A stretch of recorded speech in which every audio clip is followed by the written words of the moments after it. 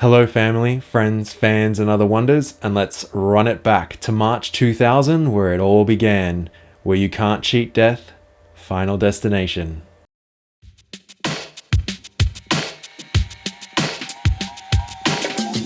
Welcome to Run It Back, where we will review movies and TV series that I know that I've seen that came out a while ago and thought it would be interesting to run it back and see how it holds up in 2025.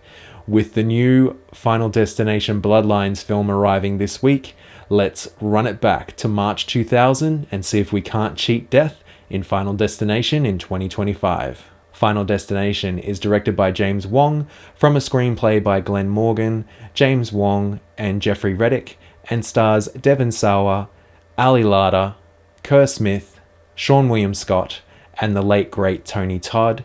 Was released in 2000 and has a runtime of 98 minutes, a little over an hour and a half. Final Destination is about a teenage boy named Alex, played by Devon Sawa, who has a premonition while on board his flight to Paris that the plane explodes not long after takeoff. After causing a disruption in the cabin, Alex, several classmates and some teachers are escorted off the plane. One of the teachers does return on board, but as predicted in Alex's vision, not long after takeoff, the plane does explode. It's then that the survivors are soon targeted by death again and must try to avoid dying by figuring out death's design. I thought that Final Destination was a clever film in the way that it talked about death's design and that everybody has a time and place, essentially, that they are going to pass away. But in the case of this film, took it in a creative spin that a person has a premonition and therefore interjects themselves and removes people from what would have been their inevitable deaths, but love the creative story process of having that come back around and sort of having death going that, it's not over yet. It's still your time and you are meant to be on the other side. But I thought it was an interesting concept and really enjoyed Final Destination, and all the performances I thought were pretty good. I was thoroughly entertained by Final Destination. To go back and see the one that started it all back in 2000, it was a very simple story that was executed quite well, and it was curious to see how it spawned sequels and had characters coming back. And I really thought it was an enjoyable time. On an entertainment scale, I would give Final Destination a 4 out of 5. There are no mid-credit or post-credit scenes in Final Destination.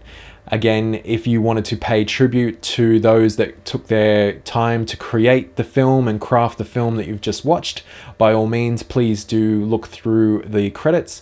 But again, if you are just looking to end the film, once the credits start rolling, you are welcome to turn it off.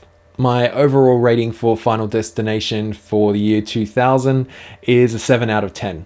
I enjoyed the creativity of the kills in the movie. They were rather blasé to a degree with considering what has come since with the many sequels that have come after the original, but I enjoyed the fact that some of them weren't too out there, and it seems as though these accidents could have just occurred.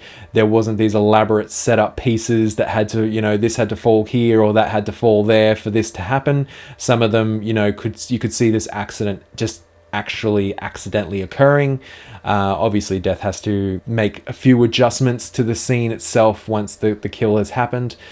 My overall rating for Final Destination 2000 is a 7 out of 10. Thank you for watching this segment of Run It Back for Final Destination 2000. Comment down below if you've seen Final Destination and what your thoughts are on it, or if you're planning on seeing Final Destination Bloodlines when it arrives in cinemas this week. Also, if you've got anything else you would like to add or a recommendation, don't make me wonder, leave a comment down under. Also remember to click that like, subscribe, and the notification bell so you don't miss out on any of my new videos, and remember to be the wonder.